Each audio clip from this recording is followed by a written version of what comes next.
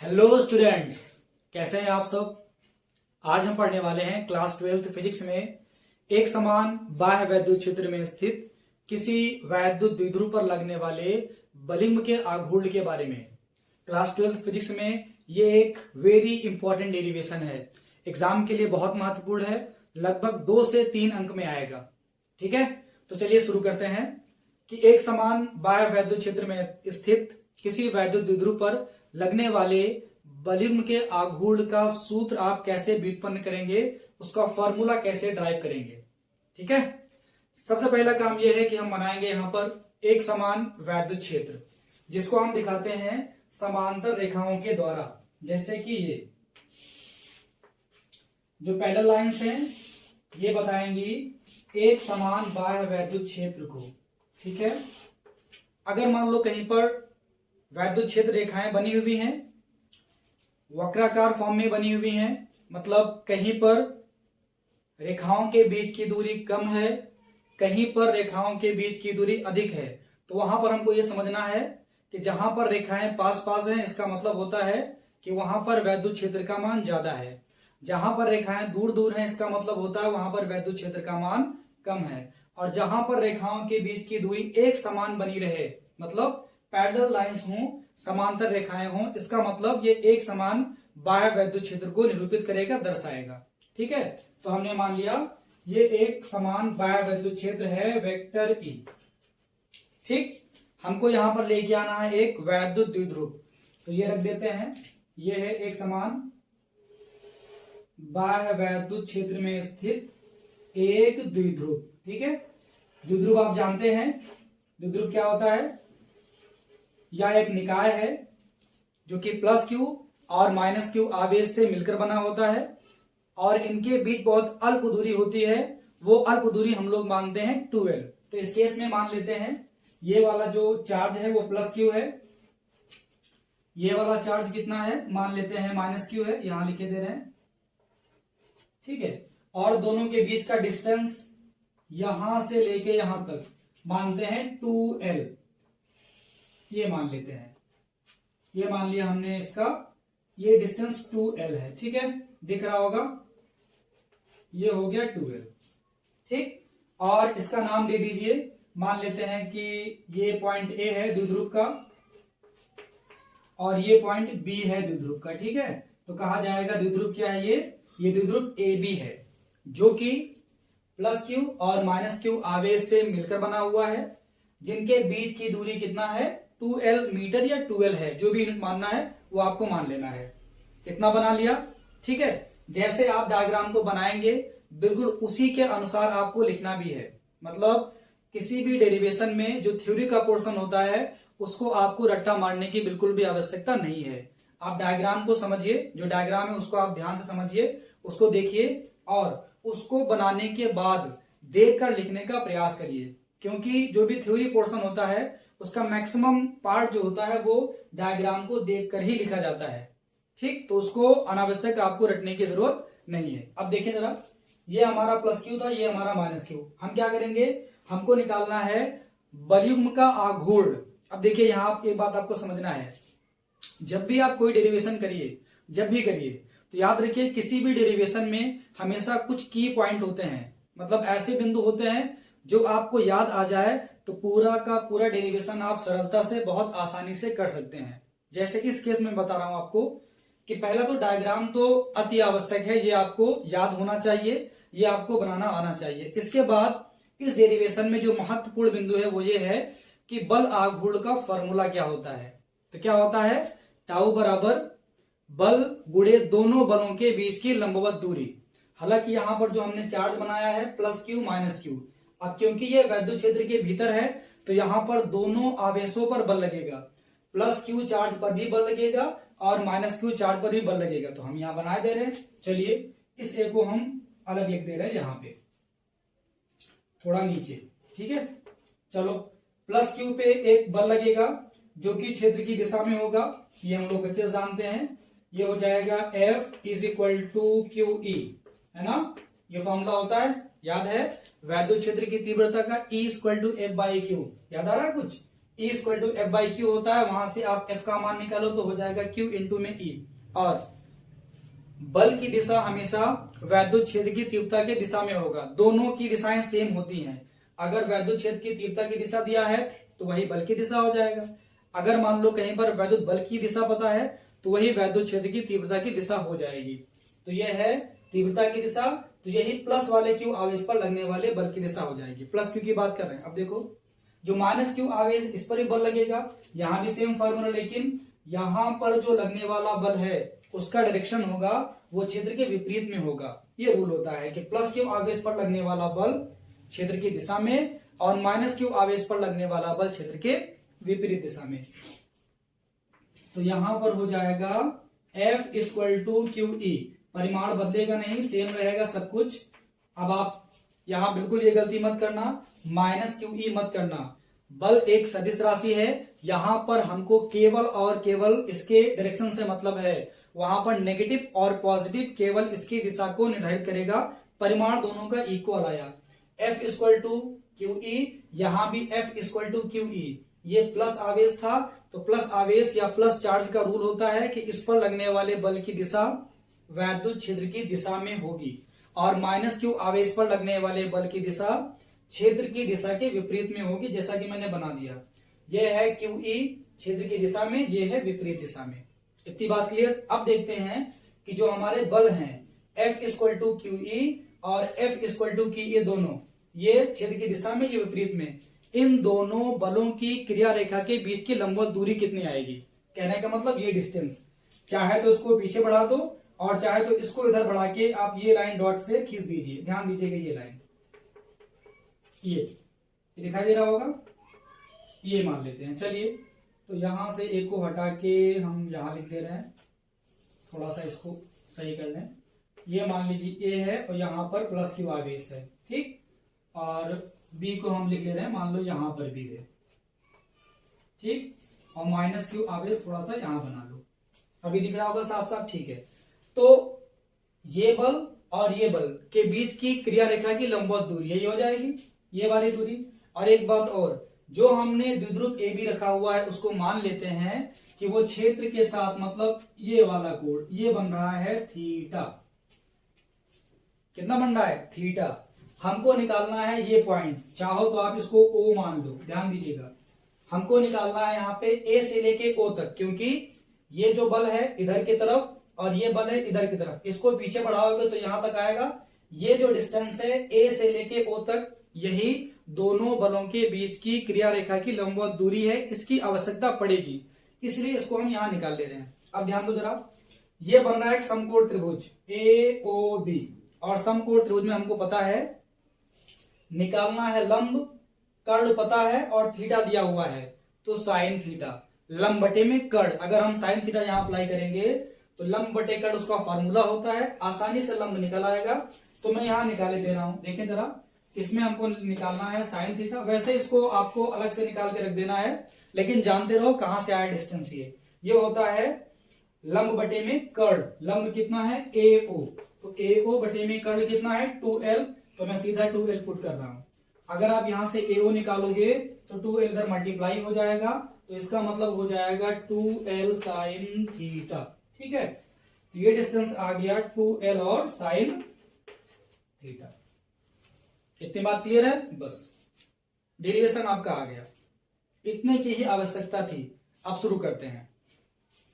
एक महत्वपूर्ण बात और आप समझ लीजिए, जब भी डेरिवेशन करेंगे तो थ्योरी पोर्शन लिखना ही होगा, जैसा कि मैंने अभी बताया। अब मैं आपको बताने जा रहा हूं कि अगर आपको डायग्राम बनाना आता है, आपने डायग्राम को अच्छे से समझ लिया है उसको, तब इसको देख के थ्योरी पोर्शन कैसे लिखेंगे, क्योंकि इसमें दिक्कत आती है बच्चों को, दिक्कत आती ही आती है। कभी कभी क्या करते हैं वो कि रट्टा मारना शुरू करते हैं थ्योरी पोर्शन को भी, और जब पूरा लिखना स्टार्ट करते हैं एग्जाम, बोर्ड एग्जाम में, तो वहीं पर एक लाइन लिखा, 2 लाइन लिखा, 3 लाइन लिखा, और थ्योरी वाले पोर्शन में ही कहीं एक भी लाइन अगर मिस हो गया तो सब उनका दिमाग ब्लैंक हो जाता, बिल्कुल खाली, आगे का वो कर ही नहीं पाते हैं। इसीलिए महत्वपूर्ण ये है कि आप कैसे उसको याद रखें। हालांकि रखने की बिल्कुल आवश्यकता नहीं है। अभी देखिएगा, इसको देख के हमको लिखना है, मैं बोलता रहूंगा, अगर आप लिखना चाहें तो लिख भी सकते हैं, लेकिन कुछ नया नहीं है उसमें, जो मैंने यहां बनाया है उसी को बोलना है। ठीक है, जरूरी यह है कि जो इसका न्यूमेरिकल पोर्शन है वो आप कैसे याद रखें, उसको आपको याद रखना पड़ेगा। तो चलो देखो, पहले इसका थ्योरी पोर्शन कैसे लिखेंगे, क्या करेंगे। पहले आपने क्या किया, पहले आपने बनाया यहां पर एक समान वैद्युत क्षेत्र बना लिया। उसके बाद आपने क्या किया, एक द्विध्रुव लिया ए बी, जो कि प्लस क्यू और माइनस क्यू आवेश से मिलकर बना है, और इनके बीच की अल्प दूरी कितनी है, 2L है, इतना आपने मान लिया। उसके बाद आपने देखा कि यहाँ पर प्लस क्यू आवेश पर एक बल F इक्वल टू क्यू लग रहा है वैद्युत क्षेत्र की दिशा में, और माइनस क्यू वाले आवेश पर एक दूसरा बल F इक्वल टू क्यू लग रहा है क्षेत्र की विपरीत दिशा में। यही हो रहा है ना, यही आपको लिखना भी है।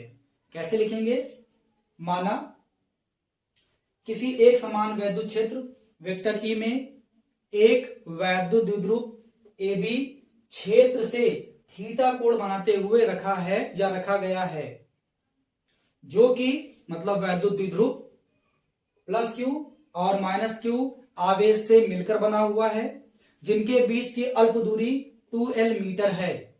इतनी बात क्लियर। उसके बाद द्विध्रुव के प्लस क्यू आवेश पर एक बल F इक्वल टू क्यू क्षेत्र की दिशा में लग रहा है, जबकि माइनस क्यू आवेश पर उतना ही बल ब्रैकेट में F इक्वल टू क्यू क्षेत्र की विपरीत दिशा में लग रहा है। ये दोनों बल परस्पर बराबर हैं परिमाण में। देखो क्यू यहां पर, क्यू यहां पर, यह बात लिखना है कि ये दोनों बल परिमाण में परस्पर बराबर हैं, समानांतर हैं। देखो बिल्कुल पैरेलल, एक इधर की तरफ दूसरा इधर की तरफ, समांतर हैं, विपरीत हैं, एक आगे जाएगा एक पीछे जाएगा, लेकिन इनकी क्रिया रेखा अलग अलग है। एक देखो जो यहां पर काम करेगा, एक यहां पर काम करेगा।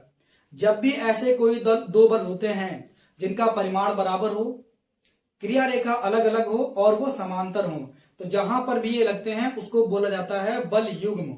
क्या बोलते हैं, बल युग्म। ठीक है, और जहां पर भी बल युग्म लगेगा वो जिस बॉडी पर लगता है, जिस वस्तु पर लगता है, उसको घुमाने का प्रयास करता है।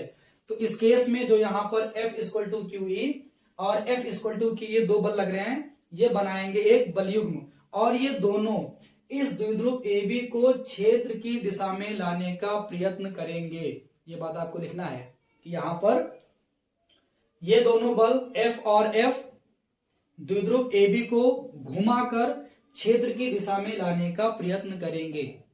इतनी बात आपको लिखनी है। इसके बाद स्टार्ट कहां से करना है, इतना तो आप इसको देखकर ही लिख सकते हैं। स्टार्ट कहां से करना है कि इस द्विध्रुव AB पर लगने वाले बल युग्म का आघूर्ण, ये है आपका स्टार्टिंग पॉइंट इस डेरिवेशन का। बस 2-3 लाइन का है, लेकिन लिखना तो आपको पड़ेगा। तो थ्योरी पोर्शन आप डायग्राम को देखकर ही लिखेंगे। अगर उसको आप रट्टा मारेंगे तो कंफ्यूज होंगे, ठीक है, और बिना मतलब का प्रेशर आप पे बिल्ड होगा, आपको प्रॉब्लम होगी। तो उसको आप डायग्राम से देख के लिखने का प्रयास करें।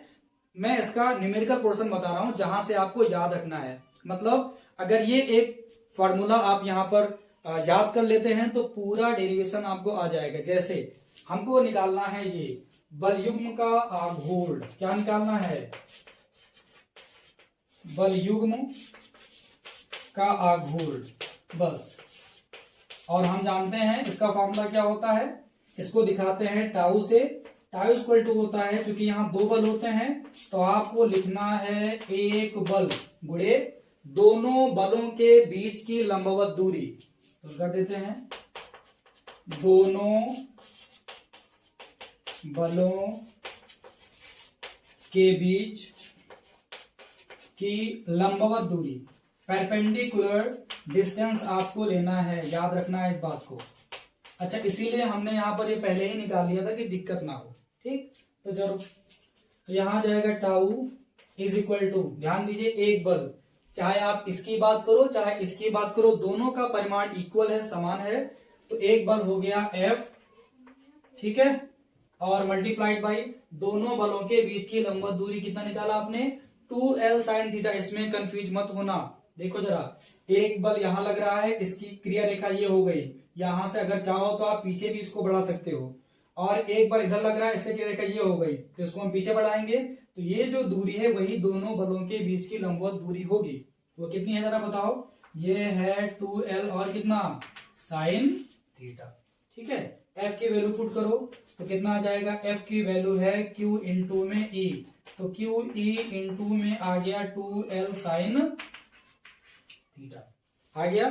फिर आपने एक फॉर्मूला पढ़ा होगा P इक्वल टू 2QL, याद है, वैद्युत द्विध्रुव आघूर्ण, बलयुग्म का आघूर्ण नहीं, वो तो आप निकालने ही जा रहे हो, वैद्युत द्विध्रुव आघूर्ण electric dipole movement P equal to 2QL। तो यहां पर बन रहा है, बना लेते हैं, तो यह आ जाएगा इक्वल टू, देखिए 2QL। तो क्या करेंगे हम, यहां पर 2QL एक ब्रैकेट में कर लेते हैं, और फिर आ जाएगा E और यहां आ जाएगा साइन थीटा। ध्यान दीजिए, जहां पर 2QL है वहां P पुट करेंगे, आ जाएगा E और कितना, साइन थीटा।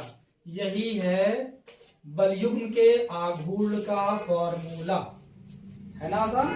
बस यहां आपको ये बात लिखना पड़ेगा कि P इक्वल टू कितना होता है, 2QL होता है। और P के बारे में अगर आपको और बताना है तो बोल देना है P क्या चीज है यहाँ पे, वैद्युत द्विध्रुव आघूर्ण। समझ गए, बस हो गया। देखिए जरा, बस यही फॉर्मूला आपको याद रखना है और वह आपने उसको निकाल लिया ही है, यहां पुट करना, आंसर आ जाएगा। हाँ एक बात और, अगर मान लो इसको लिखना है आपको सदिश रूप में, इस रूप में वेक्टर फॉर्म में लिखना है, तो वेक्टर फॉर्म में हो जाएगा ये vector tau is equal to vector P हो जाएगा और क्रॉस में वेक्टर ई। कहने का मतलब जो बलयुग्म का आघूर्ण है वो द्विध्रुव आघूर्ण और वैद्युत क्षेत्र की तीव्रता का सदिश गुणन होता है, vector P cross vector E.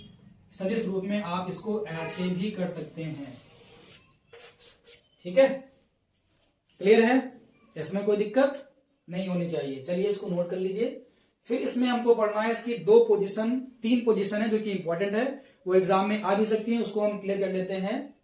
पहली पोजीशन क्या है, पहले इसको आप नोट कर लो फिर हम बताते हैं ना, नहीं जल्दबाजी हो जाएगी। नोट कर लीजिए इसे, वीडियो पॉज करके नोट करिए, इसको मैं हटा रहा हूं। इसमें कोई दिक्कत अगर आपको है तो आप कमेंट बॉक्स में कमेंट करके अपने डाउट्स क्लियर कर सकते हैं, ठीक है। तो नोट करते हैं इसको, आप इसको हम हटा रहे हैं। इसमें पढ़ते हैं विशेष स्थितियां, वो क्या होती हैं देखो जरा, तीन पोजीशन लेंगे इसकी हम, विशेष स्थितियां।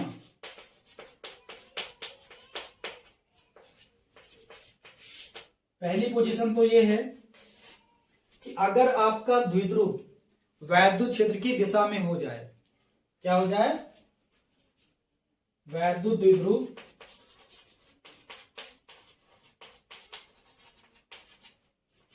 क्या हो जाए, क्षेत्र के समांतर हो जाए या दिशा में हो जाए, दिशा में कर लेते हैं, क्षेत्र की दिशा में हो जाए, क्षेत्र की दिशा में है, मतलब ये जो अभी थीटा एंगल बना रहा है क्षेत्र के साथ, ये घूमकर ऐसे हो जाए, कैसे हो जाए जरा देखो, ये चीज अब ये ऐसे है ना, अभी घूमकर ऐसे हो जाए, ये ऐसे हो जाए, ये थीटा है वो द्विध्रुव के अक्ष और वैद्युत क्षेत्र की तीव्रता के बीच कोण है, तो ये है वैद्युत क्षेत्र की तीव्रता की दिशा और ये है वैद्युत ध्रुव का। अभी तो ये थीटा एंगल बना रहा है, अगर मान लो घूम के ऐसे हो जाता है तो कहेंगे थीटा का मान कितना हो जाएगा, यहाँ शून्य हो जाएगा। तो इस केस में थीटा इक्वल टू हो जाएगा शून्य, कितना हो जाएगा, शून्य।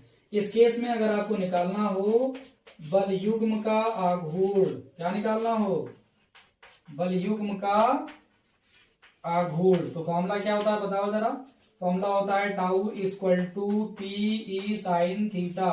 तो थीटा के स्थान पे कितना हो जाएगा, 0, और आप अच्छे से जानते हैं साइन 0 का मान कितना होता है, 0, तो बलयुग्म का आघूर्ण कितना आ जाएगा, 0। इसका मतलब अगर वैद्युत द्विध्रुव वैद्युत क्षेत्र की दिशा में हो जाए या उसके समांतर हो जाए तो उस द्विध्रुव पर कोई भी बलयुग्म नहीं काम करेगा। यहां देखिए, कोई भी बलयुग्म का आघूर्ण कार्य ही नहीं करेगा, टाउ इक्वल टू कितना आ जाएगा, 0। क्लियर है ये, इसमें कोई दिक्कत नहीं होनी चाहिए, इसको नोट करिए। इसके लेते हैं सेकंड पोजीशन, देखते हैं क्या है। स्थिति नंबर 2, इसको मैं हटा रहा हूं, देखो जरा, अगर ऐसा हो जाए कि हमारा द्विध्रुव वो क्षेत्र के लंबवत हो जाए, परपेंडिकुलर, मतलब ये अभी तो क्या समांतर हुआ तो ऐसे हुआ, थीटा एंगल बन रहा था। अभी आ जाए लंबवत तो मतलब ये ऐसे हो जाए, देखो जरा, तो ये कितना हो जाएगा, तो आप कहोगे सर 90 अंश हो जाएगा। मतलब इस केस में केस क्या है, वैद्युत द्विध्रुव क्या हो जाए, वैद्युत द्विध्रुव क्षेत्र के लंबवत, समझ में आ रहा है, लंबवत हो जाए या लंबवत, चलिए ये लिखे दे रहे हैं। तो इस केस में आप कहोगे सर थीटा इक्वल टू हो जाएगा 90 अंश हो जाएगा। तो बताओ जरा, बलयुग्म का आघूर्ण क्या हो जाएगा, बलयुग्म का आघूर्ण टाउ बराबर क्या होता है, तो टाउ बराबर होता है पीई और कितना, साइन थीटा। थीटा का मान कितना लेको जरा बताओ, 90। तो आप कहोगे सर हो जाएगा यहाँ पे पीई साइन 90 का मान 1 होता है। और एक बात और समझ लो यहाँ से, जो कि मोस्ट इंपॉर्टेंट है, कि यही पोजीशन है जिस पोजीशन में, जिस स्थिति में मैक्सिमम बल आघूर्ण काम करेगा इस द्विध्रुव AB पर। वो कौन सी पोजीशन है, जब वैद्युत द्विध्रुव क्षेत्र के लंबवत रहेगा तब द्विध्रुव पर मैक्सिमम बल आघूर्ण काम करेगा। तो टाउ के स्थान पे आपको लिखना है टाउ मैक्स। क्या लिखना है, टाउ मैक्स। तो यहां पर आ जाएगा टाउ मैक्स की वैल्यू आ जाएगी केवल और केवल पीई। याद रखिएगा, ये मान लो आ जाए कि वैद्युत द्विध्रुव पर महत्तम बल आघूर्ण किस स्थिति में लगेगा या कब लगेगा। तो आपको बताना है कि जब द्विध्रुव AB वैद्युत क्षेत्र की दिशा के लंबवत हो जाए, परपेंडिकुलर हो जाए, उस केस में मैक्सिमम बल आघूर्ण काम करेगा इस द्विध्रुव AB पर। ठीक है, एक पोजीशन और है वो आप खुद से कर सकते हैं। फॉर्मूला ये अप्लाई करना है। पोजीशन क्या है कि जब द्विध्रुव क्षेत्र के विपरीत हो जाए, कहने का मतलब अब ये ऐसे है, ये घूम के इधर की तरफ आ जाए, यहाँ पे मतलब ये इधर की तरफ चला जाए, तो उस केस में ये पूरा कोण कितना हो जाएगा, 180 हो जाएगा। कितना हो जाएगा, 180। तो जब थीटा का मान पुट करेंगे 180, तो साइन 180, और साइन 180 का मान होता है 0। साइन 90 प्लस 90 कॉस 90, या साइन 180 प्लस 0 करोगे साइन 0 आ जाएगा। साइन 0 का मान 0 हो जाएगा, तो ये वैल्यू कितनी आ जाएगी, 0 हो जाएगी। ठीक है, आसान था, क्लियर, इसमें कोई दिक्कत, आसान है, दिक्कत नहीं होनी चाहिए। फिर भी अगर कोई डाउट आपको है तो कमेंट करके आप डाउट क्लियर कर लीजिए।